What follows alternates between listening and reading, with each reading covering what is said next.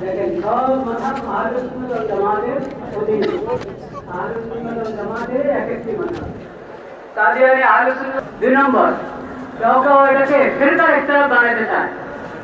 খবরদার, ফিরকা আহলে সুন্নাত ওয়াল জামাতের মধ্যে হেদায়েতের উপরে তো নাই, ওরা গোমরাহ। যত ফিরকা, বেদাতি ফিরকা, গোমরাহ ফিরকা, ওরা গোমরাহ। কিন্তু তারপরেও কোনো না কোনো ভাবে কোনো রকম ইসলামের মন্দির মধ্যে আছে।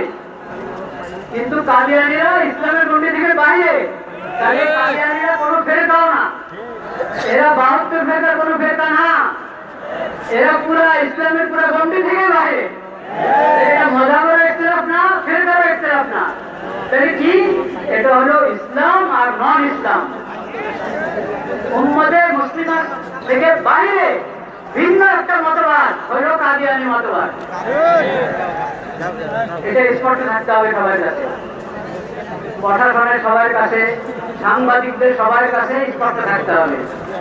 আরো একটা ধোঁকা প্রতারণার শিকার হয় বা স্বীকার করতে চায় অনেকে, যে এই দেশে তো কত মুসলিম আছে, কাদিয়ানীরা থাকবে, সমস্যা কি?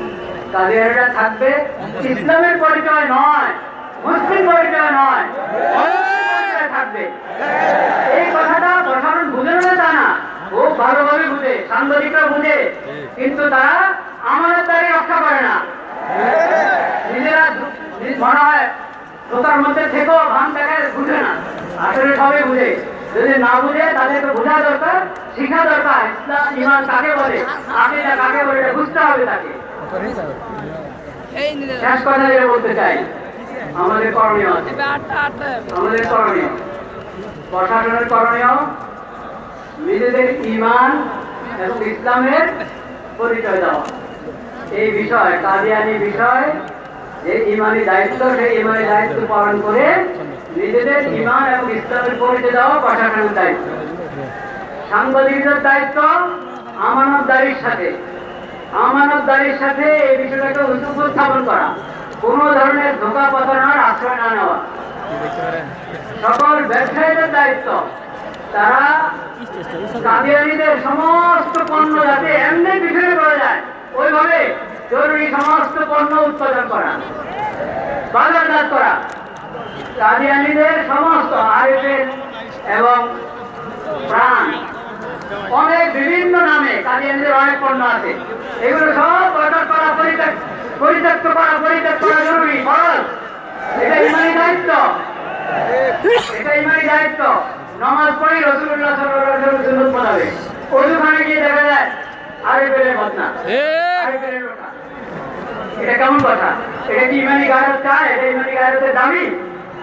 এই জন্য কাদিয়ানীদের সমস্ত পণ্য আমরা বুঝে শুনে, সেই নামে অপরিচিত অপরিচিত নামে যেটা হবে ওটা থেকে আমরা দূরে থাকবো ইনশাআল্লাহ। এবং সমস্ত ইমাম, খতিব, আলেম, ওয়াইজ সবাই এই বিষয়ের উপরে যে আমরা আলোচনা করে থাকি, ওটা বসিরতের সাথে করবো, পড়াশোনা করে করবো, যাতে ওয়ালা তাকফু মা লাইসা লাকা বিহি ইলম, এই আয়াতের উপরে যথাযথ আমল হয়। আল্লাহ তাআলা আমাদের সবাইকে তৌফিক নসিব করেন। ওয়া আখিরু দাওয়ানা আলহামদুলিল্লাহি রাব্বিল আলামিন।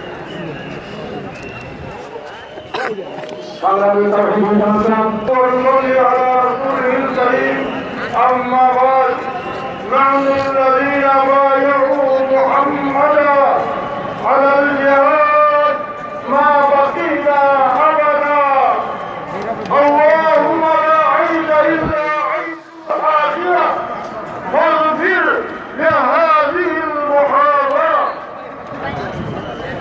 أشكر محترم سبابتي من جاء بالفرد يجب إليه شرك علماء الكرام আমার সামনে দাঁড়িয়ে পড়ে বিশ্বনবী মুহাম্মদ সাল্লাল্লাহু আলাইহি ওয়াসাল্লামকে সেই সম্মানী এই কথা বিশ্বাসকারী ভাইয়েরা, সকল বাতিল বিরুদ্ধ দেখা গেছে এদের সৃষ্টির ভিতরে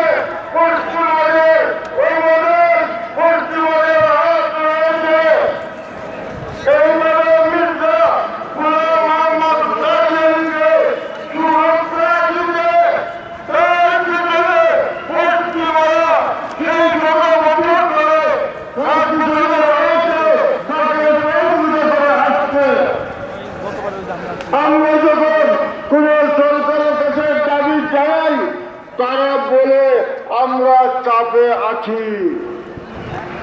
আমাদের চাপ সেই পশ্চিমবঙ্গের চাইতেও আমাদের চাপ শক্তিশালী করতে হবে।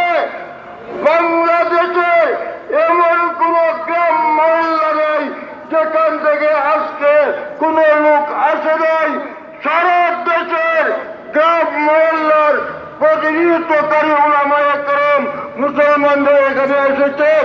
কাজেই কাদিয়ানীদেরকে রাষ্ট্রীয়ভাবে অমুসলিম সংখ্যালঘু ঘোষণা করতে হবে, করতে হবে, করতে হবে। আসসালামু আলাইকুম।